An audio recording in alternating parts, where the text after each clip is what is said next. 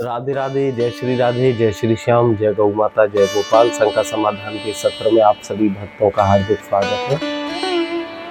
आज शंका समाधान के सत्र में बड़ा सुंदर प्रश्न आया है कि ठाकुर जी का श्रृंगार कैसे करें। आगरा के ही एक भक्त हैं सुमन कुमारी जी, उनका प्रश्न आया है कि महाराज जी हमें ये बताइए कि हम लोग ठाकुर जी की सेवा कैसे करें, ठाकुर जी का श्रृंगार कैसे करें, ठाकुर जी की नित्य पूजा कैसे करें।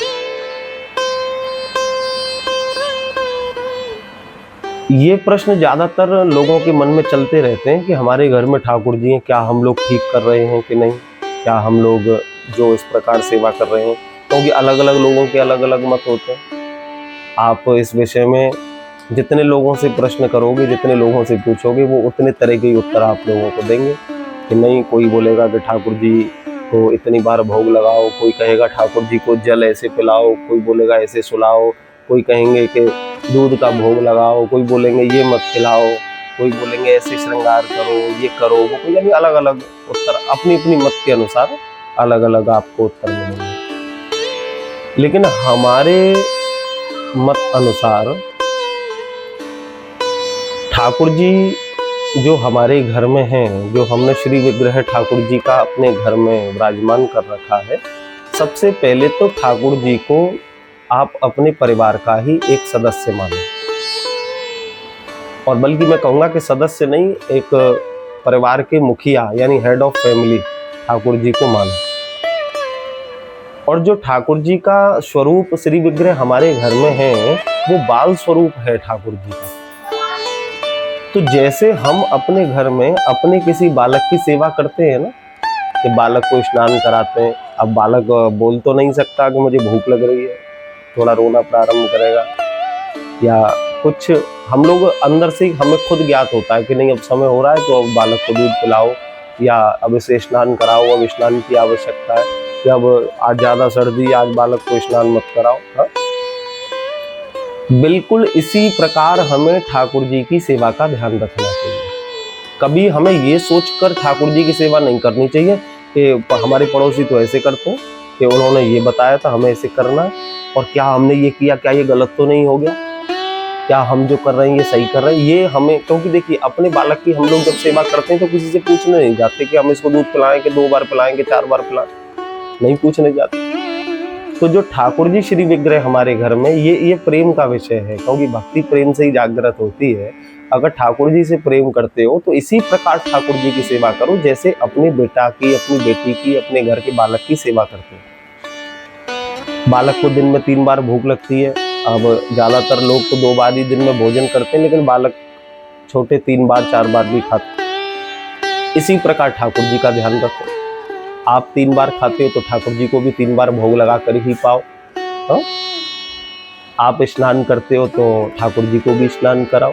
और जब भी श्रृंगार करो ठाकुर जी का, तो जैसे हम अपने बालक का सुंदर श्रृंगार करते हैं कि हमारा बालक बिल्कुल सुंदर लगे, तो बस यही भाव लेकर अपने ठाकुर जी का भी श्रृंगार करो कि मेरे ठाकुर जी सबसे सुंदर हैं और सुंदर लगे, मैं ऐसा श्रृंगार करूँगा। लेकिन कभी भी ये विचार मन में नहीं लाना कि हम लोग गलत कर रहे हैं या सही कर रहे हैं, कैसे करना चाहिए, ये भाव मन में मत लाओ। और ये कभी किसी से पूछने का भी विषय नहीं है, ये अपने हृदय का भाव है। जो ठाकुर जी के लिए हमें प्रेम है हमारे मन में, बस उसी प्रकार से उनकी सेवा, श्रृंगार, साधना जैसे भी करते हो वो सबसे अच्छी, जैसे आप कर रहे हो वही सबसे ठीक है।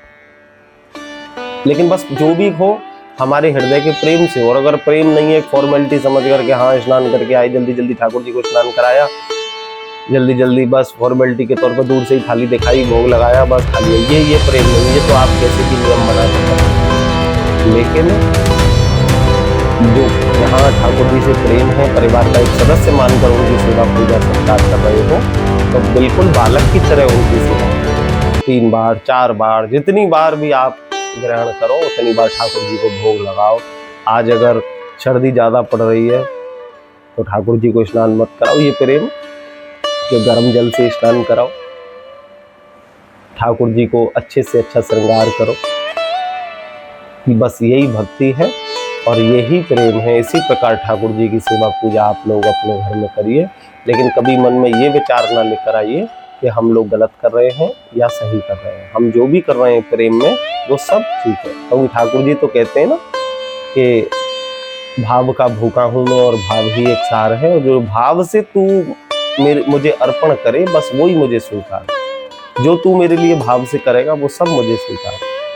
भाव से एक तुलसी का पत्ता भी हम ठाकुर जी को अर्पण कर दें तो वो भी स्वीकार होता है। बिना भाव के कितनी भी मेवा मिष्ठान इत्यादि हम ठाकुर जी के आगे रखें, ठाकुर जी से स्वीकार होगा। ऐसे ही सुंदर प्रश्नों के साथ में आप लोग हमसे जुड़े रहिए। हमारी वीडियो को ज़्यादा से ज़्यादा शेयर करिए, और अपने जो भी प्रश्न हैं उन्हें कमेंट में आकर हमें बताइए। हम जरूर आपके प्रश्न के साथ ही उसके उत्तर की वीडियो बनाकर आप लोगों तक पहुंचाएंगे। राधे राधे, जय श्री राधे, जय श्री श्याम, जय गौ।